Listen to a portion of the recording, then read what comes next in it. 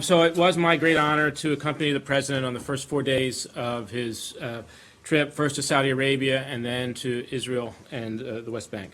So in Saudi, I think there were three components to the visit. There was the bilateral component, there was the Gulf Cooperation Council, GCC component, and then there was the OIC component. Bilaterally, as Heather mentioned, the United States and Saudi Arabia affirmed a strategic partnership for the 21st century.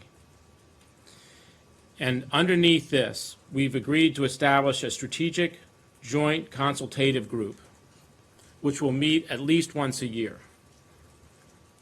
And this will bring together all the elements of the U.S.-Saudi bilateral relationship: security, commerce, and cultural engagement. Everything that we do with the Saudis, there's going to be a working group, and this will be under the joint consultative group. Also, as Heather said, $110 billion in defense deals and $80 billion in commercial agreements.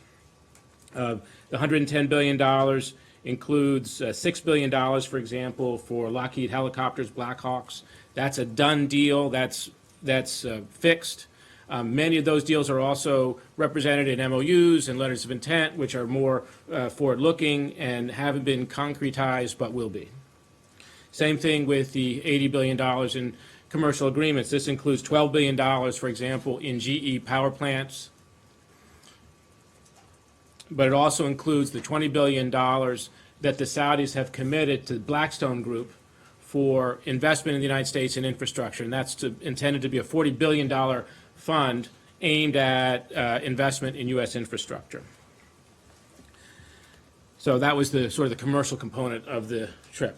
As you know, the president inaugurated the Etidal Center, which is the Global Center for Countering Extremist Ideology. And that center will monitor online extremism, do its analysis, it'll do counter messaging. So the United States is still working out exactly how we're going to participate in this. As Heather said, this is a Saudi project. They've invited our participation. We need, the ball's in our court. We need to come back to the Saudis and say how we're going to participate in this and what we're going to contribute. But we certainly will benefit from the Saudi expertise in this area.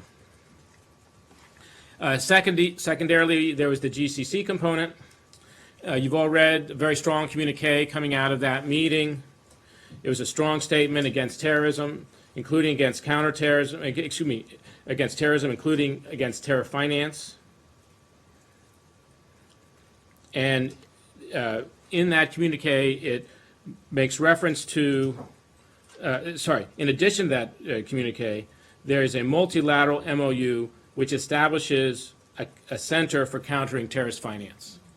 Now, at this point, that center is a virtual center, but it's envisaged that that will become a brick-and-mortar center as well. And in the communique, there's a strong commitment by all the GCC countries to combat extremism through counterterrorism financing, through counter-messaging, and through countering the ideology. And very importantly, in that communique, the last provision, the last article in the communique, says that all the GCC leaders will reunite in Washington in a year to review how we're doing. And this is a particular initiative of the Secretary. The Secretary wanted to make sure that there would be follow-up in all the elements to these agreements. Also in the GCC summit document, there's a very strong statement expressing concern about Iranian malign interference in the region. It speaks specifically to Bahrain, to Yemen, Syria.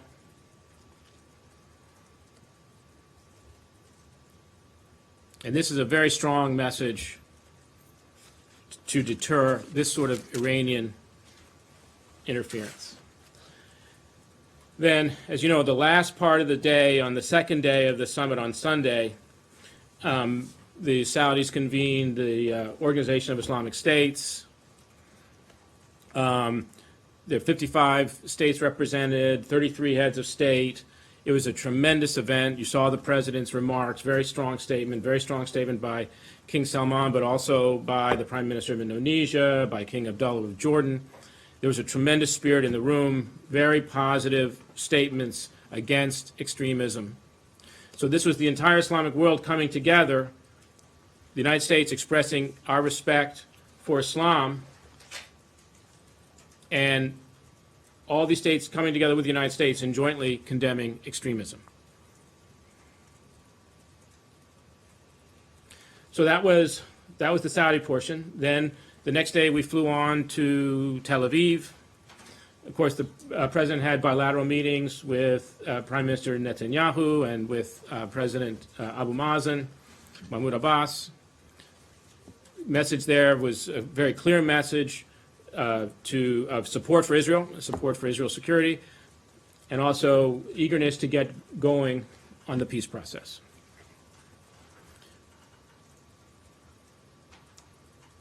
At the time of the visit, the Israeli side presented a series of economic measures to improve economic conditions in the West Bank.